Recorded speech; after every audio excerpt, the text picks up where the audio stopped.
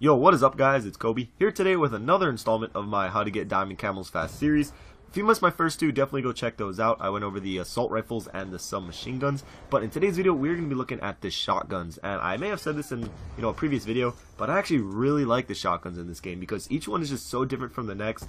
Now there are obviously a couple shotguns that are kind of obviously better and more powerful, but regardless, they are pretty fun to use, so why not get them diamond? And that's what this video is about, just getting some small tips that will help you get the diamond camos as fast as possible. But before I get into each weapon individually, let me start by saying in both my last two videos, I reiterated how you should always use the highest level unlocked weapon. That way you won't ever go without having a weapon to work on and complete challenges for.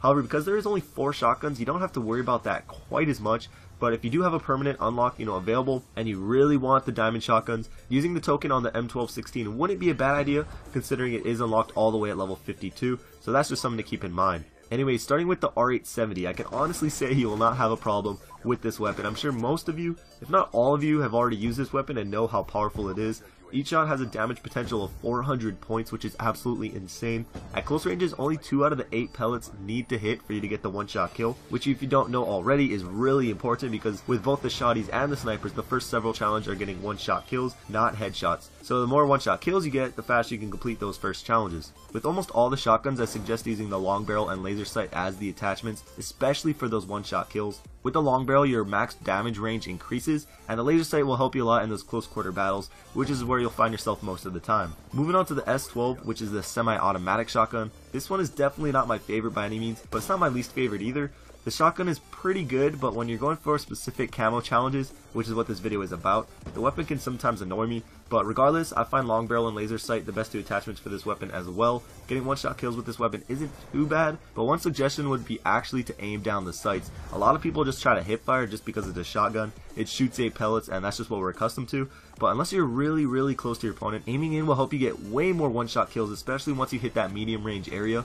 However, once you finish the one-shot kill challenge, just spray like a madman. Really take advantage of its semi-auto abilities, because when you're not having to get one-shot kills, it's actually a pretty good weapon. Now the KSG. This is definitely my favorite shotgun. A lot of people like to call it overpowered, but the fact is you get one shot, and if you miss that shot, you're probably going to get killed unless your opponents just are terrible. But the accuracy on this thing is ridiculous. If you aim at a wall and keep shooting, each slug will hit the exact same spot. So when using it in the game, if you have a good shot, you can do very well with it. Now for attachments, this is the one shotgun that I like to use. 3, the long barrel and laser sight of course, and the red dot. Now the red dot is completely personal preference. If you like the iron sights, use them. You get 2 extra points to put towards something else, but me personally, I don't like them, so I use the red dot. With long barrel on this thing, your one-shot kill range is incredible. It feels like a medium range encounters are one-shot kills as well, and that helps you a ton. Not being limited to close range fights like a normal shotgun, you're a lot freer to move around the map, wherever you please. As for laser sight on this thing, I shot at a wall and the slug goes directly down the center of your crosshairs, which is also crazy, but there are 2 things that you should not do while using this gun. The first one is change position while or even right before you shoot, whether that's drop shotting or even a lot of people tend to crouch right when they shoot, but for some reason it makes your slug go in some random direction and you're left wondering why it didn't hit.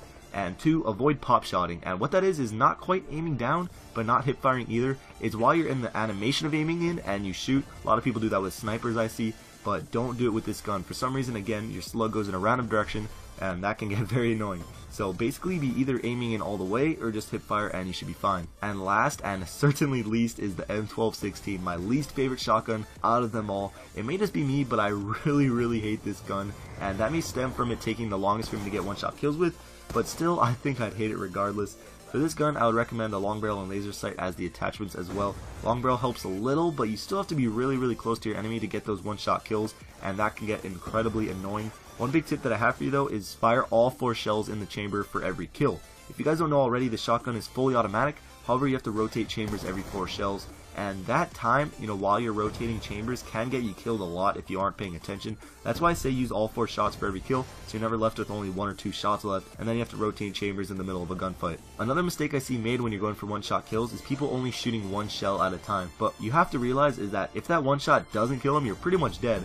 Might as well use all 4 shots, so even if that first shot doesn't kill him, the other 3 will too, and you may get the kill. You won't get the 1 shot, but it is better than dying. Other than that, to get 1 shots, you really have to rush and catch people off guard and sneak up behind them, or you have to camp doorways, which may sound really lame, but you have to get 250 one-shot kills with this thing, and by the end of it, you'll probably do whatever it takes. So that's all the tips I have for you guys, so go out there and go get those diamond shotguns. Why not? If you're getting bored of the game, it will give you something to do, and they look pretty cool, so I don't see why you shouldn't. So I hope you guys enjoyed the video. If you did and want to support it, support the channel. All ratings are appreciated. If you have the diamond camels or even close to them, let me know down below, as well as any other tips you might want to share with anyone else.